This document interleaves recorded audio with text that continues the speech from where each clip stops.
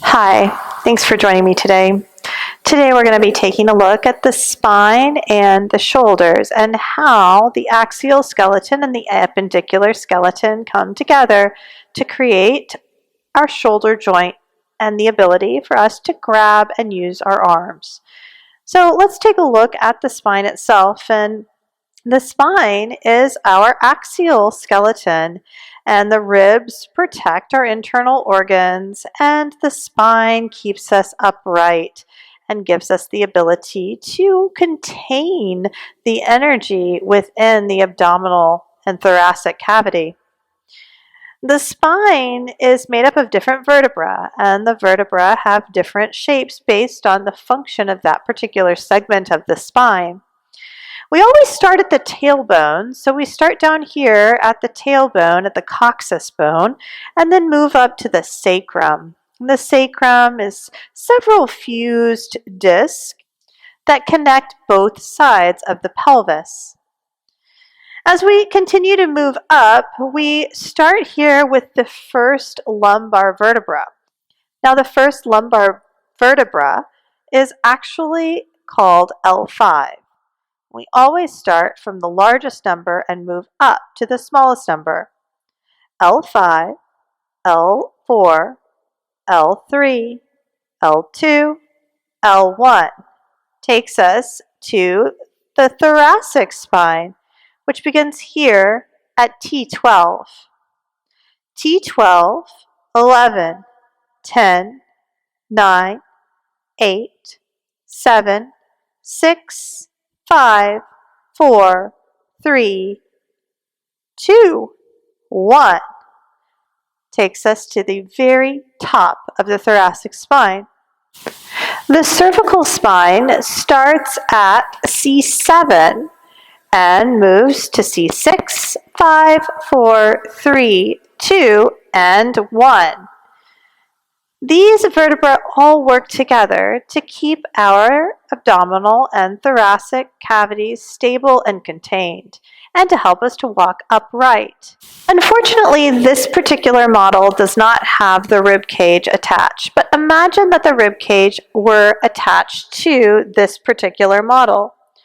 The rib cage attaches to the thoracic spine, and it helps to contain our vital organs.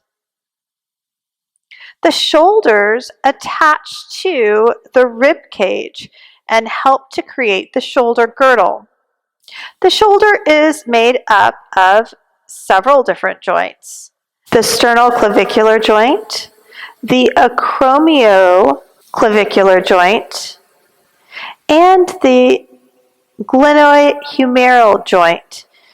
These joints make up the shoulder and help the shoulder to have a range of motion that far exceeds any other joint in the body. Let's take a look at the range of motion of the shoulder joint. When the shoulders are in a neutral position, the palms are facing the thighs and hips. There's a broadening through the collarbone. The shoulders are on the back. When I face my hands forward, like this, my shoulders move into external rotation. When I face my hands backwards like this, my shoulders are in internal rotation. External rotation, palms forward, front of the body is broad and open. Internal rotation, the palms face back, and now my front is more closed and there's less space. The shoulders can also move into flexion. As we bring the arms up from neutral, we see various degrees of flexion all the way up to full flexion. The shoulders can move into extension by moving away from the body, moving back behind us, coming into extension. The shoulders can also be elevated or they can be depressed. When we elevate the shoulders, we bring them closer to the ears. And when we depress the shoulders, we bring them away from the ears.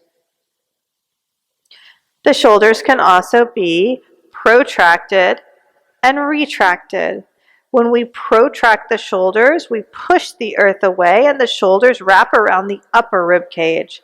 When we retract the shoulders, we bring the shoulders back onto the back body, onto the rib cage. There's a lot going on in the shoulder girdle at any given time in yoga. And it's important to note that for the most part, I'm not concerned about what's happening in the shoulders in a standing asana. When we look at asanas, as we will later in this section, we look at the base of the pose. Where is the body connecting to the earth? What is bearing the weight of the posture? Most of the time in standing postures, that's going to be the legs. In inversions, that will be the arms and shoulders. Let's take a look at what it might look like to have a movement initiated from the shoulders. When we're in plank pose, we are protracting, moving the shoulders away from the back of the body, up around the upper ribs. When we are in chaturanga, we are in extension. The shoulder joint is actually moving into extension even though the elbows are in flexion. When I am in side plank, you can see there's an external rotation here to the arm in flexion. When I take a bind in, let's say, a humble warrior, I'm in extension.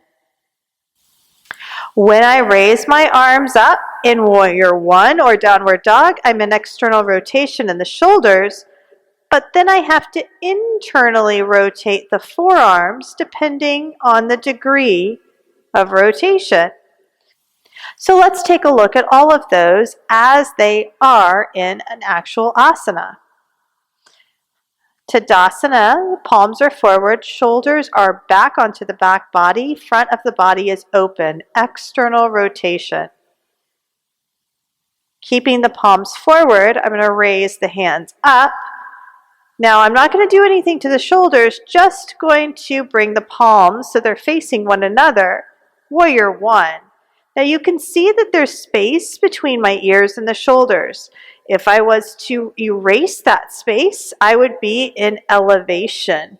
So I want to depress that space so that I have appropriate engagement in the shoulder girdle. If I'm in downward dog, I'm going to do the same thing that I did for warrior one. I'm going to turn my palms forward, bring my arms up, and then I'm going to rotate my wrist and forearms forward to bear weight on the hands. Downward dog is an inversion, so the base of the posture is in the hands. This same exact movement is going to be what I leverage for any arm balances. Bakasana, crow pose, is going to use that same arm movement that I would use in downward dog or handstand. There aren't too many postures in yoga asana that use the shoulder girdle to bear weight.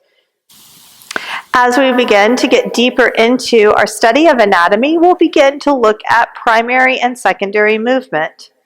Primary movement is what you use to get into the posture, and secondary movement is what you use to maintain balance and equanimity in the posture. You could think about it as primary movement gets you there, and secondary movement keeps you aligned. We're going to talk later about alignment being load optimization and not being dogmatic in nature. But for now, you can just understand that the primary movement is what we use to get us into the shape. The secondary movement is what we use to counter the shape. If I'm in a warrior one, my primary and my secondary movement will come from the base of the pose and the pelvis. The secondary movement won't have anything to do with the shoulders, because in a warrior one, I can modify the shoulders in many different ways and still be in the pose. For example, when I'm working with cardiac patients or perhaps patients with high blood pressure, I might modify warrior one so that they bring their hands to heart center, or maybe they leave their hands next to their side.